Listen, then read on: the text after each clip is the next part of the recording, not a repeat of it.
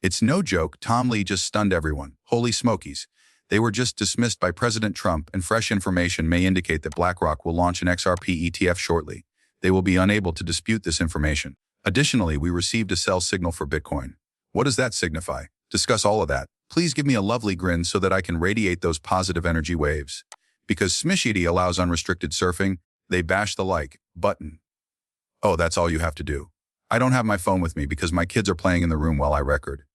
I take it that this is for the demonstration. You only need to go defecate with your phone. I informed my middle child that they could use my phone, therefore it will soon be theirs. I will purchase a new phone. When you reach 3rd grade, you can have my phone. He will soon begin 3rd grade. My phone will have to go and I will shortly need a new one. However, the current state of affairs is quite fascinating. With a 2.3% daily increase, XRP is currently trading at 2.92. As the market moves, XRP is doing what it's supposed to. Ethereum was up 0.6%. In a moment, we will discuss Tom Lee's recent remarks regarding the price of Ethereum and his actions. And the thing that might worry you the most is that, although I'm not sure if you can see it, it is larger if I zoom in. Well, not exactly, it's only that the candles are larger. On the daily chart, we currently have a sell signal for Bitcoin. There are now 2 possible outcomes. The worst-case scenario is that we have something like what we experienced here, which is a long-term sell-off with a really juicy sell-off of 16–17% in 30 days, which in my opinion would not be very beneficial for the market. The remainder of the cryptocurrency market would be negatively impacted if Bitcoin were to fall off steadily like that for 2 months.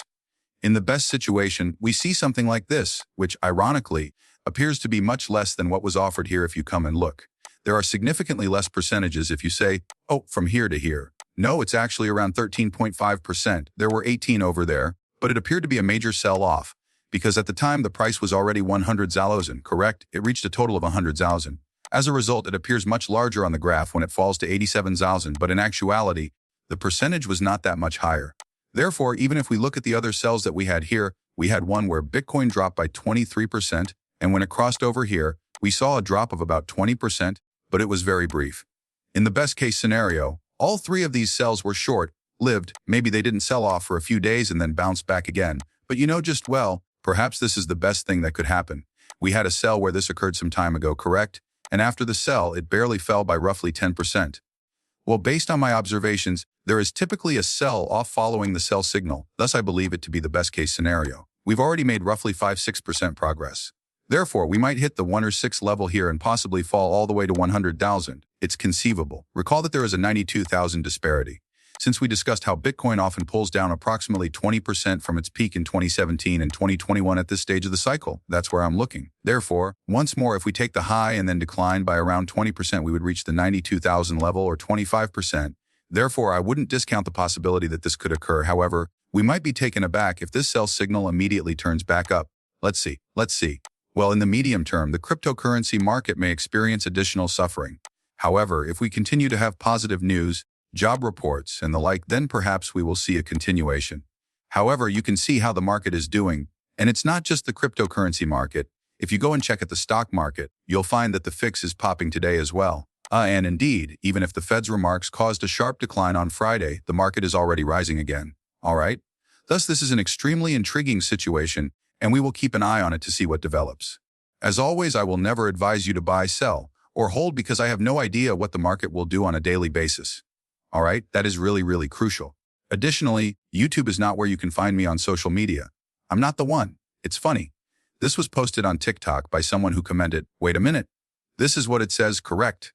The Ripple hidden scheme, huh? Where's the secret plan? He said. I told him not to watch on other social media a few times, so he had to cut the video short. That made up just 2 minutes of the 15-minute film. Again, it's not me if you're seeing this on another platform. All right, then return to YouTube and watch. In the video, I'll reiterate it several times. Therefore, if they want to use my content, they must trim their videos. Let's go on. Interesting, I remarked in the first BlackRock. Why do I think BlackRock would be really interested in this data?